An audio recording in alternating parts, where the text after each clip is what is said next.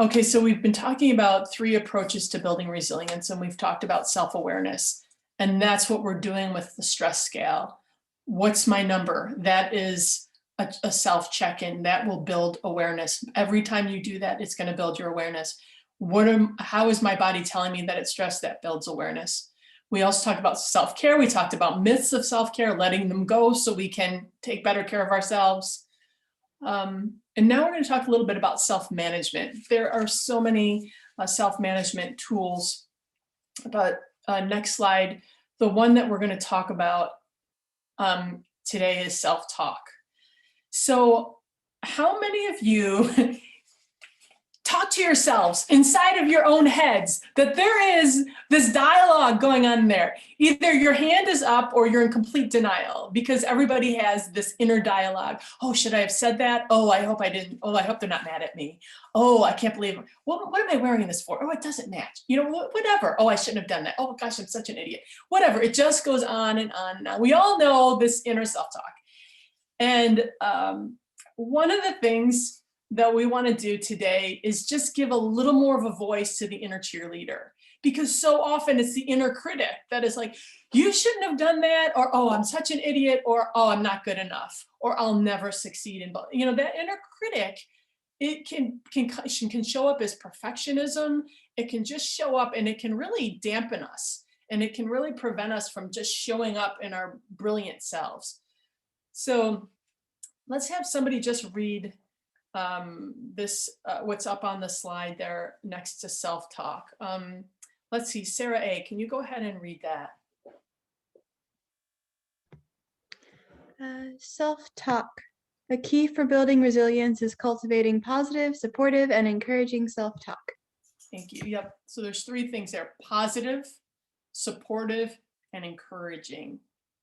So we are going to move forward here, and Tamara, you can go to the next slide, and we're going to go through a process in just a moment where we're going to cultivate a little bit more of the inner cheerleader versus the inner critic.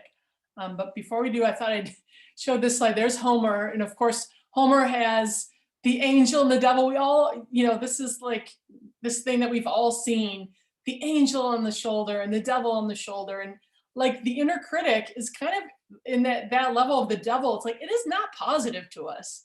And then the angel is like more of the inner cheerleader. So thought I would share that because they're just kind of fun. So before we go to the next thing, I want to just take a moment, and I wanted to ask everyone to share in the chat some of the typical inner critical messaging that your inner critic gives you. Because what I first want to say, it is not original. None of our inner critics are original. They're all the same, and they serve to just kind of limit us or protect us, because if you go to the root of the inner critic, there's a lot of fear there.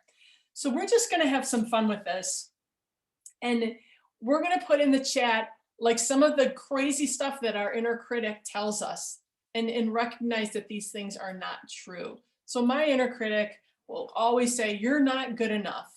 Stop now, you won't succeed at that. So I'm going to put that in for myself.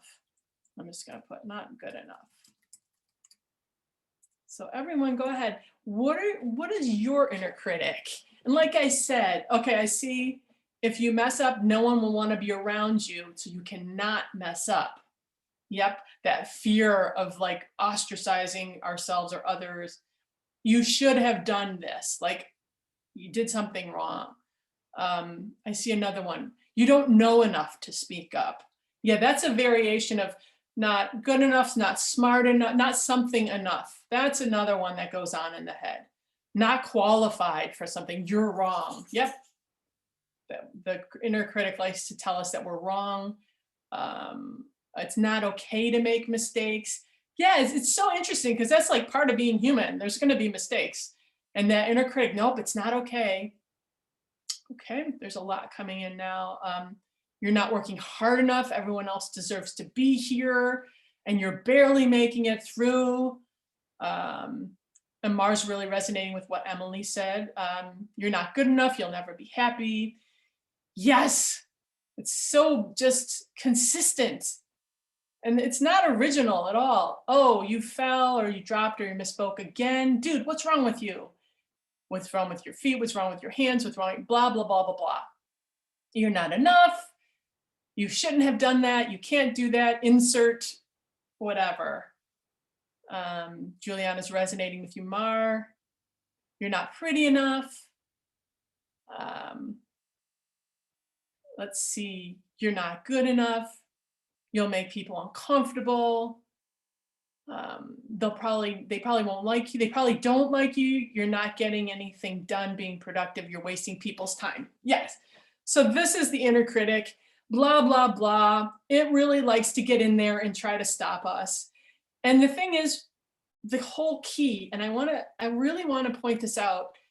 I'm noticing the messages you're resonating with each other, because the inner critic is not original. It's based in fear.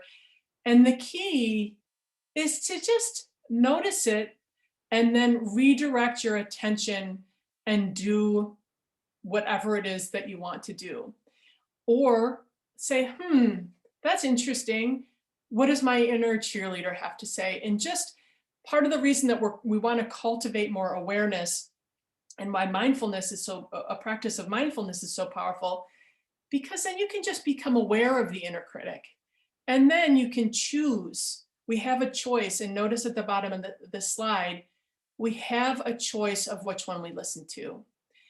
We can't always control these thoughts that come in. Who knows where they come from, these thought forms. But we can control which ones we hold on to and we listen to. And that's a key thing with any challenge that we're facing. We can control where we direct our attention. We can control where we direct our attention and our awareness. We don't have to listen to this crap, because it's just crap. We can let it go. We can move on and give more of a voice to the inner cheerleader. Yeah, so there's some other ones coming in. You're selfish, you put your foot, you'll be judged, blah, blah, blah. The fact of the matter is we will be judged. People will always judge us. And it's important to know that it's not our stuff, it's theirs. When people are judging us, it's not really about us, it's their stuff. So this is great. So what we're gonna do next, I'm really excited about, because Mar is going to do our Energizer break. And then after the Energizer, we're gonna come back and we're gonna go through this process.